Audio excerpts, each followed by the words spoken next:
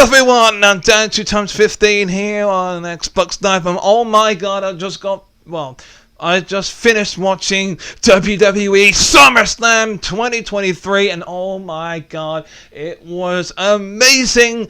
And with me is, of course, my friend Jackson, and he was there live, so he had a great point of view. And then welcome Jackson to another review, and I have on my phone right now all of the matches that we can go through. I'm starting off with Ricochet versus, God, I hate to say the Maverick Logan Paul. I was not expecting this match to be the first match. Obviously, yes, I was there live. It was in my home state, Michigan. I had a fantastic time. I had a blast with my dad. But I was super upset because I felt like I was the only one cheering for Logan Paul because for whatever reason, he got booed out the fucking building. That was the bit I saw in TD too, and it was fantastic. I feel Ronda Rousey 2.0.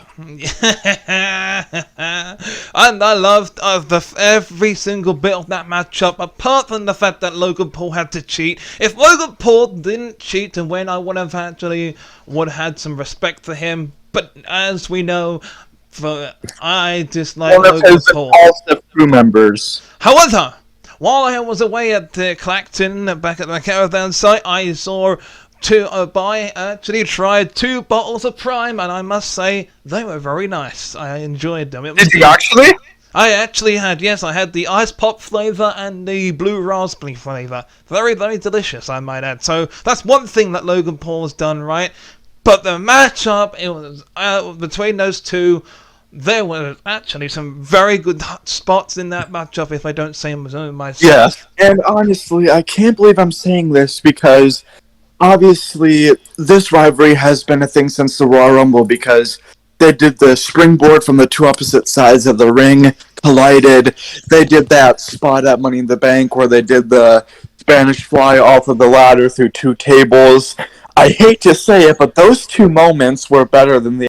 Yeah. But yeah, Logan Paul won by cheating, but hey-ho. Who was that, by the way, that handed him the brass knucks? Do we know? As I said this earlier, it was one of Logan Paul's impulsive crew members. That's not going to go down too well on Monday Night Raw, but we'll find out. But speaking of Monday Night Raw, do you know, they gonna have a lot of bragging rights, and I am surprised by the ending of that matchup, I must say, was Cody Rhodes versus Brock Lesnar. Oh my god, you talk about... I'm sorry, but it was, up until the end, it was boring as hell. It was that matchup, apart from the ending, made Cody Rhodes look like a punk, made it look like weak. Like, what? I'm sorry. He built his story from leaving WWE, coming back, and only in so far to get 3 pinfalls over Seth Rollins, and winning the Royal Rumble, only to losing to Roman Reigns.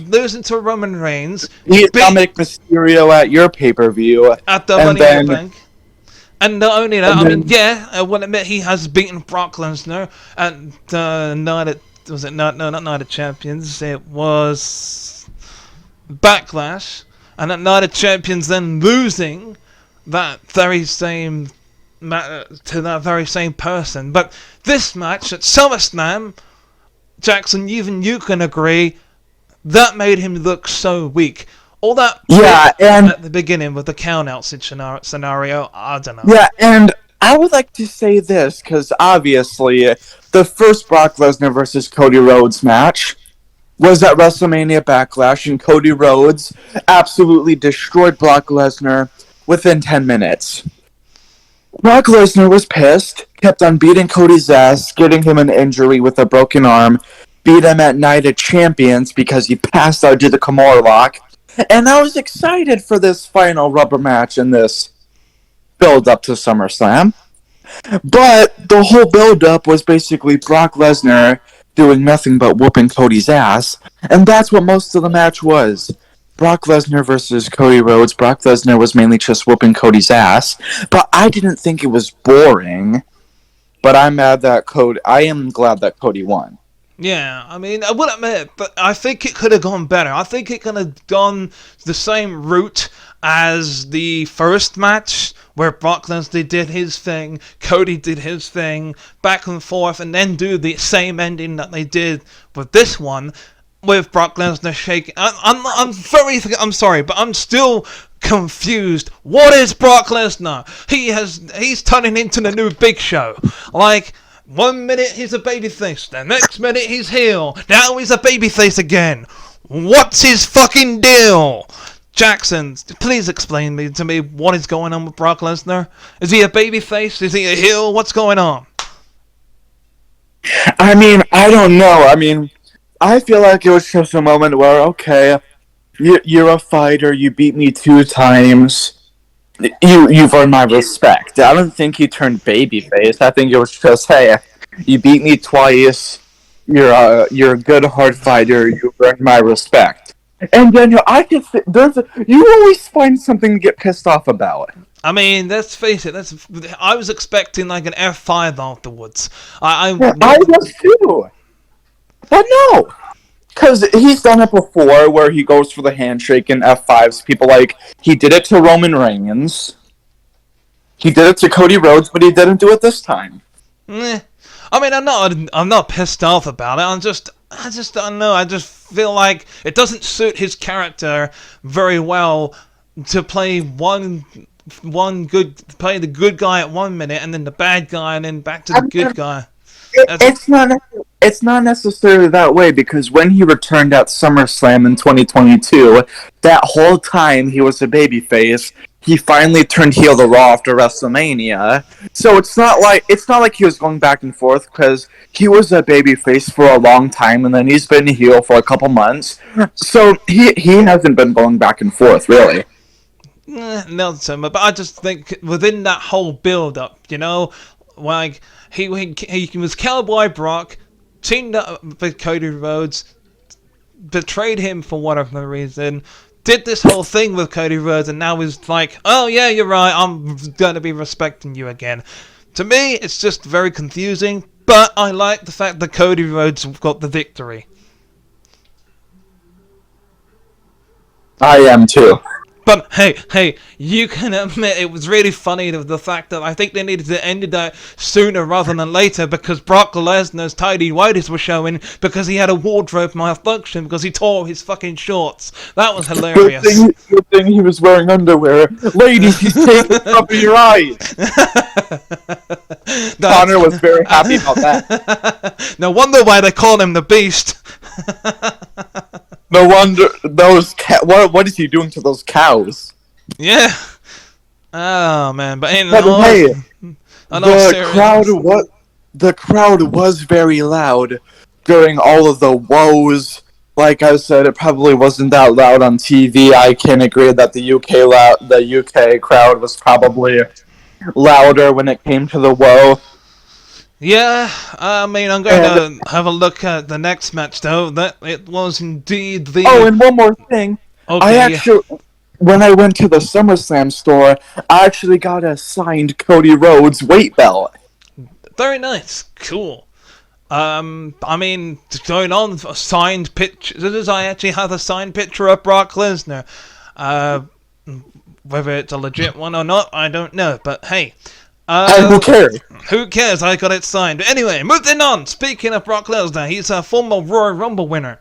And you know who else won a Battle Royal? LA Knight. Yeah! There you go. That was the Battle Royal. And what? The Summer... Sorry. Okay, and as I was saying, and what does LA Knight win? Absolutely nothing. So here's the thing. So obviously next was the SummerSlam Slim Jim Battle Royal. Now, you guys didn't get to see this on TV because it was on a little bit of a break showing advertisements. So basically what happened is that all the superstars that were in the Battle Royal came down. No specific music playing, just the SummerSlam theme song playing. They all walked down to the ring. The only people that actually made their entrance was The Miz, LA Knight, yeah, and AJ Styles. And so, yes, And LA almost. Knight. Yeah, and Omos, sorry. And obviously, it was a good battle royal. There was some good moments in there. LA Knight won by eliminating Sheamus in the final two. And Yep. yeah, and it was a big celebration because he finally got a big win. He finally got a pay-per-view win. Everyone's excited. Everyone's like, yay, he's finally going to get a push. But is he really? Because, I don't know, maybe because obviously, two people in that ring, and that battle royal was United States champion Austin Theory and Santos Escobar. They battle out next week on SmackDown, this week on SmackDown, with the title on the line. So LA Knight could be paying very close attention to that match if you get my drift. Yeah. Yeah. But there, I'm just. What does the winner get? What does LA Knight get? A lifetime supply of Slim Jims? Oh, yeah. You better believe in the Macho Man is back here from the dead. And he's like, Yeah, step no into wonder. the Slim Jim. Yeah. Yeah, no wonder why LA Knight won the battle royal. I should have expected this because I was getting an ad on YouTube and freaking LA Knight and Bianca Belair were in a Slim Jim commercial. Oh, yeah. But, So no wonder he won. yeah, and after that, we had the most boring match of the night, Shayna Baszler versus Ronda Rousey. I'm not gonna lie, I was on my they were cheering boring throughout the entire match, and I'm pretty sure you was too. So was your dad, apparently. Shut up! Okay, now listen, under MMA rules, basically, yes. They treated it like an actual UFC match. They had gloves on, the referee was like, this is a match under MMA rules, this is not a WWE match, blah blah blah, explaining all the rules.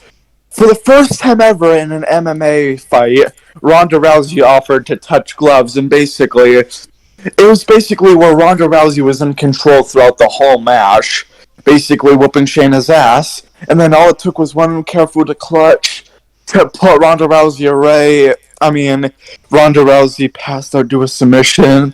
I don't know. Honestly, yeah, it was kind of boring. But where's this going to go? Because Shayna Baszler has become one of the many people to defeat Ronda Rousey, but she's the only person to submit Ronda Rousey. She's the only person to put Ronda Rousey to sleep. Is this loss going to affect her so much where she goes back to UFC? Because she is a former UFC Women's Champion. She's a UFC Hall of Famer. Where's this going to go? Is she still going to be in WWE? Is it going to continue? Is it just going to give Shayna bragging rights? I don't know, to be honest. All I can say is that Ronda Rousey is going to leave WWE because of this, and it's just going to be another one of the victories for Shayna Baszler. But I would admit, if there's one thing I do wish that they should have done, is they should have listened to you and said they should have put a fight pit match or a cage around it. There should have been some type of cage surrounding the ring, because there was multiple occasions where they were outside the ring, and I was like, why are they outside the ring? A real MMA fight, you don't have fighters outside the fucking ring.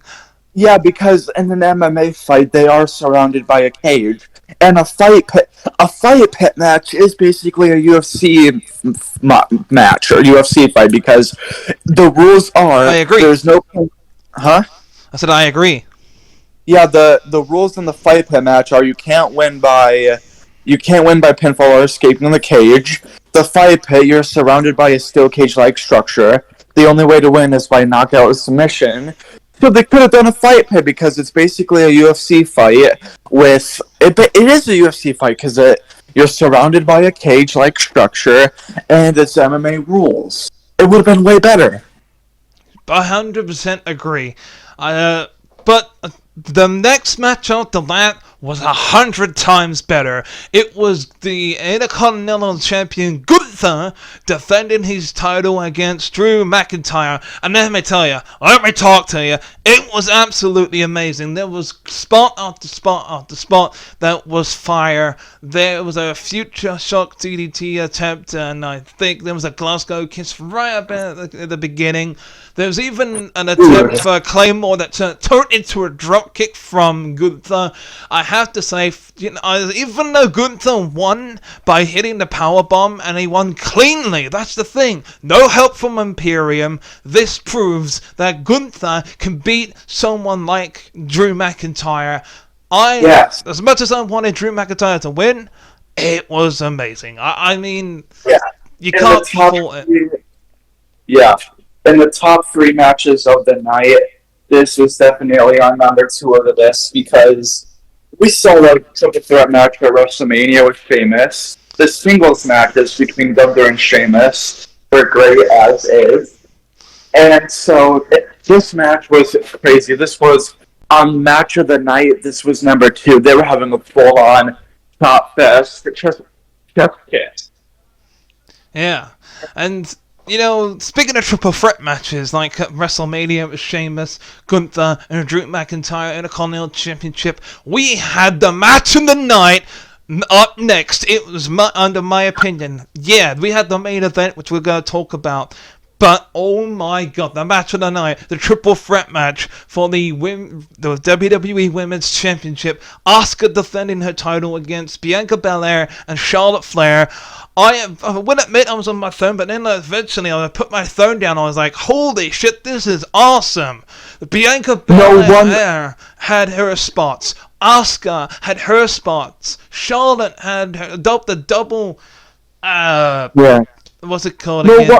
What's her finisher called? Double moonsault or whatever. No, what's her finisher called? Yeah. What's her finisher called? The figure 8. No, the other one. I've forgotten what it's called. The natural selection? That's it, yeah, she had the double natural selection. No wonder why this was one of the 4 main event matches of SummerSlam. 100% agree. You have to admit. I mean, it was crazy from the start. I mean, walking into this match... just chef's kiss. Bianca Belair, the longest reigning women's champion of the modern era. And the shortest. Yeah, and the shortest. Obviously, she held the title for 420 days. And what might have been 10 seconds after that? Trust me, we'll get to that part in a minute. Yeah, and then Asuka, she was champion since Night of Champions, and then... So she was the champion. She's a great champion since turning heel. I've been loving Asuka since turning heel. And then Charlotte Flair walking into this match. Charlotte Flair walking into the match had the advantage because she has the most wins out of any female competitor in SummerSlam history. Walking into the match, she was 5-0. It was crazy for the start. Now, if we're gonna continue to move on, we need to get one thing out of the way. Yeah, hang on. Before we get to that part, before we get to the Bianca Belair part, I must admit, it wasn't Charlotte Flair that was in that match. It was Little Red Riding Hood, for crying out loud. Did you see her entrance attire? That was my favourite colour for one. And Charlotte Flair looked really amazing in that. I'm not gonna lie. During her entrance, she looked like a Little Red Riding Hood, but in the match, she was the big bad wolf. Yeah, if you get my drift. To be fair, that's exactly what Corey Graves said. To be fair, really? Really, that's the exact line that he actually said, and I'm not even. Oh, really? Yeah, but yeah, as you was about to say, the spot of the night that made me believe in wrestling again, let alone WWE. With Charlotte Flair did a backdrop onto Bianca Belair, and then slack! Oh, you saw freaking Bianca land, her knee landing on the steel steps. They panned the freaking camera onto her. I thought it was a legit injury. The referee put up the X sign, and the EMTs came out they were dragging her away slowly because that ramp was huge. I don't know how long that ramp was, but it was huge. She got halfway through the halfway through to the ramp before even coming back into the match. But what was you about to say? I think it's the same ramp as we saw with the SummerSlam 2022. They've been doing these ramps a lot lately where there's a lot of turns. Like, it's not straight. Yeah, even at Money in the Bank, Like there at the was like, Royal Rumble. yeah, and even at the Money in the Bank, there was a ramp like that. They've been doing those a lot lately. Yeah, but yeah, I can honestly say I genuinely thought that Bianca Belair was legit injured. I thought it was not supposed to Me happen. And they were like improvising in the ring, but nope.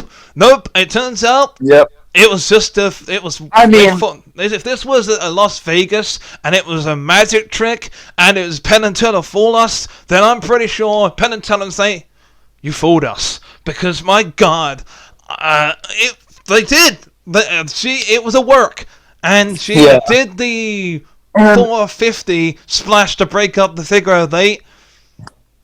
And then rolled up Asuka to get the win. From Bianca's perspective, you can just imagine how disgusting it felt in her knee to collide with the steel step. Just imagine how disgusting that felt. Oh man, yeah, but but actually, right? Speaking of still steps, I'm just gonna backtrack a little bit. Would you say that we'll go back? In fact, I'll go back to it in a minute. Actually, once we discuss the next matchup, and obviously, then later after that, as soon as we got that 1, 2, 3, and Bianca Belair became the champion, Io Sky's music hit. She came running down, smacked the Bailey smacked Charlotte Flair with the Money in the Bank briefcase, then knocked down Asuka with the Money in the Bank briefcase, then went after Bianca Belair. She went after Bianca, but she beat up Bailey. But then that's when Io Sky went for the knee with the Money in the Bank briefcase, then whacked her with the Money in the Bank briefcase, cashed it in, hit the over the moonsault, and then became the 1, 2, 3 new WWE Women's Champion Io Sky. The roof must have came off the building when that happened. Oh, it did. And then I was even more shocked when I saw Dakota Kai appear and celebrate with Io Sky. At first, I was like, was she sitting in the audience the whole time? Where the hell did she come from? Where the hell was she? Most likely at ringside somewhere, but I think she's 100% better now, and they're gonna. My God, you realize that this is gonna turn into the Bailey being jealous and turning on her. Mark my words. Down the road, it's gonna be Bailey turning on Io Sky. Mark my words. The damage control split up. Yep, you heard it in my review, folks.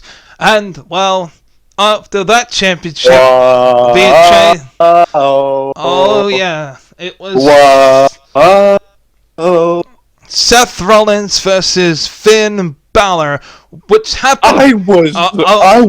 Can I just say, we missed this match out. That happened before the triple threat match. We can talk about it now because it's the 2 main event heavyweight championship matches. I know we went out of order, but screw it. I was losing my freaking mind when I saw Seth Rollins wear his iconic vest. Yeah, so was I. And the same one that he wore at SummerSlam when he faced Finn Balor to crown the first ever Universal Champion.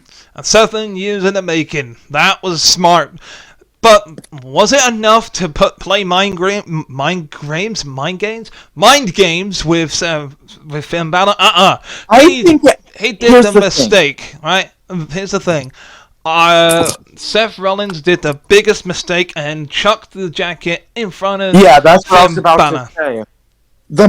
I feel like the mind games got into his head, or it was just really pissing him off to the point where he's like, fuck it, attacked him before the match. I was like, yes, let it happen. They're gonna brawl out before the match for at least a couple minutes, but no, the referee broke it up, rung the bell. I was like, oh, dang it, now the match is actually official. I wanted them to brawl for a bit.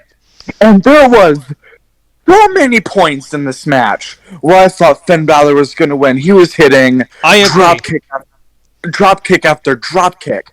Spring blade after spring blade, coup de grace after coup de grace, even powerbombed him into the barricade, just like Seth Rollins did to him.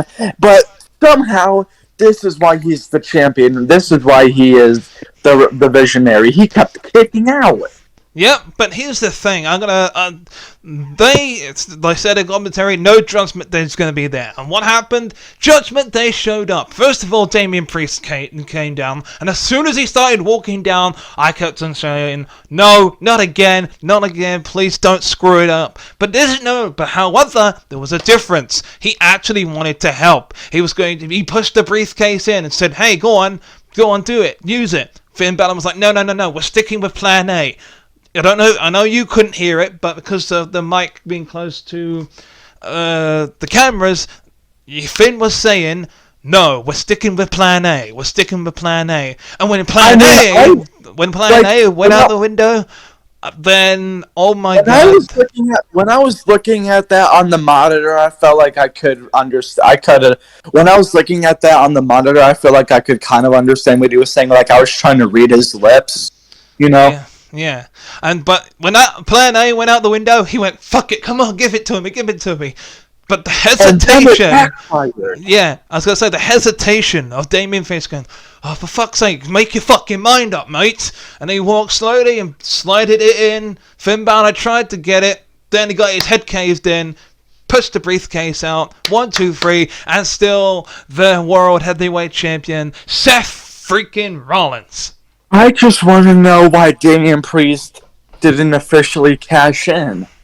I think because there's something going on between the Judgment Day, which I don't want it to be, but I just thought of something. Maybe this could lead up to a match where it could lead up to Finn Balor versus Damian Priest with the Money in the Bank contract on the line. Maybe. I mean, it's possible. Anything's possible. But I don't want that to happen. And here, speaking of Money in the Bank briefcase, I actually thought that there was going to be a cash-in at the main event for the World Heavyweight Championship. But the Undisputed Heavyweight Championship, my bad. And let's go on to that match. It was the Tribal Combat match, which to me, again, because it wasn't special, and it was just the special name for no disqualification Extreme Rules match. Paul Heyman came down to the ring with your Tribal Chief Roman Reigns, and Jey Uso slowly thinking about what he was going to do to Roman Reigns for the, and it was amazing. It was a great lead up, build up, and exactly how I predicted it was going to happen when I was watching. I said to myself, hey, look, there's going to be a slow start. Then there's going to be the no DQ part where they're going to bring weapons midway through the match. Then there's going to be some bullshit at the end. And I was absolutely correct. What happened? Slow start. In the middle of it all, no DQ stuff happened. And then the bullshit thing happened at the end.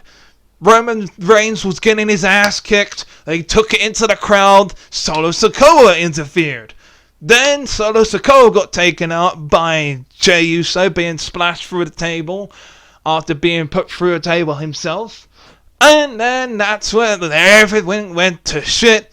It was, I think, a super kick and multiple chair shots.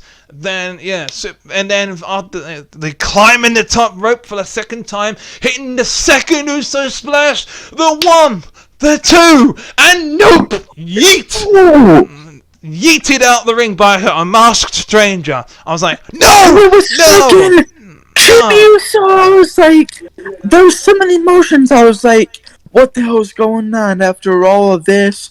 After you're the one who kicked Roman at Night of Champions, there were so many emotions. But then I realized, this is fucking jealousy. I can't believe you were right about that prediction. Yeah, I made the predictions in my predictions. I said that something extreme was going to happen, and it happened! Jimmy was there, super kicked his brother, cost him the match. Roman Reigns is still the fucking champion. I am so pissed off about it. But it was still a good match. However, it was still a good match. And I just want to go back on a few things, right? There was some hiccups in that SummerSlam itself. And I mean from the referee's point of view. First of all, correct me if I'm wrong, but the match between Cody Rhodes and Brock Lesnar, correct me, that was a regular singles match, correct? No, it wasn't. So wait, was it a no disqualification match? It was a rubber match. No, what I mean, no. What I mean is the rules. What were the rules? It was a regular singles one-on-one competition, correct? No, it was no DQ. Since when? Because they kept on saying in the build-up that it was a rubber match. So isn't rubber match no disqualification? I don't know. The rubber match means like it's the last match of the series. Like, for example, like the first match was a singles match. The second match was a singles match, and this match was a regular singles match. All I can say is I was genuinely confused because the referee didn't see the bump onto the turnbuckle when Cody Rhodes did that thing to Brock Lesnar in the first match, and also the cast was being allowed to be used in the second match, but which Brock Lesnar won. So my question is, there was no announcements in the build-up saying, "Hey, it's going to be a no disqualification. Hey, it's anything goes and no holds barred." Nope. All they kept on saying is what you said, Jackson, was that it was a rubber match. They didn't mention anything about the rules. They just said it's a singles match, one more match, and that's exactly what I thought. But then Cody Rhodes used the fucking steel steps in front of the referee. And the referee was like, "Okay, I'm gonna let it continue." And I was genuinely confused about that. I was like... I kinda was too, not gonna lie. I was like, hang on, didn't Cody Rhodes just get himself disqualified? The referee's like, "Nah, I'll allow it." What? And then, if you look back at the first match, where you had the DQ, well, the cheating from Logan Paul, the referee, he had to turn his head for Logan Paul to cheat. There was no... I feel like that somebody, or whether it was the guy that interfered or whatever, was supposed to distract the referee. But because there was no one to distract the referee was like, "Fuck it, I'm turning my head. Have you hit him with the thing?" And I was like, "Are you serious?" Unless Logan Paul paid the referee to look to one side, and it's even more part of the plan. I don't know if you noticed that as well. I did. I think he was paying attention to Ricochet for a bit. I just thought the referees to those two matches were a bit off, if you ask me. But I definitely think if we're gonna go back to the main event, it could lead to a Jimmy versus Jay match. Yeah, at Payback. Yeah. And speaking of Payback, I will be making my predictions for that soon when it comes up. And also I will be making my review for that. I don't know when it's coming out. I don't know. Is it due in August? Is it due in August? It is September 2nd. Ooh, I will be lucky enough to see that because my holiday to the United States is on the 12th. So luckily for me, I'll be able to see that. Alright. So anyway, thank you very much, Jackson, for joining me for this review. And again, I had a blast at SummerSlam. Of course, I enjoyed watching it myself at home just a minute ago. It was amazing. I thought if I could rate it out of 5 stars, I'm gonna say probably 4, maybe probably 3.5 because I would say about like a 4. Yeah, because of the tribal combat could have been a lot better because it could have had a bit more aesthetics to it, and the referee blunders and the Shayna versus Ronda match was a bit boring too. So that's why it wasn't as great. But everything else was good. I enjoyed it. Yeah, And I remember Logan Paul said on Raw, "Hey Ricochet, that's your girl, that's your fiance, Samantha Irwin. I hope there's no hard feelings when your girl says, and the winner is Logan Paul." Oh my Yeah. God! Look what happened. Exactly, but she didn't say it with with a lot of emphasis. That's an interesting fact. That right there, she didn't. She said, "Here's your winner, Logan Paul." She didn't say, "And here's your winner." It was like, yeah, fucking Logan Paul won. Yeah, big whoop. But anyway, enough about Logan Paul. I am Dan 2015. And that's it for my review for SummerSlam with Jackson saying it's a goodbye from me. And a goodbye from me. Thank you very much for watching this video. If you like this video, click on the Master Chief icon to subscribe to my channel. And if you want to watch the preview of this video, click on the one on the left. If you want to watch the playlist, click on the one on the right.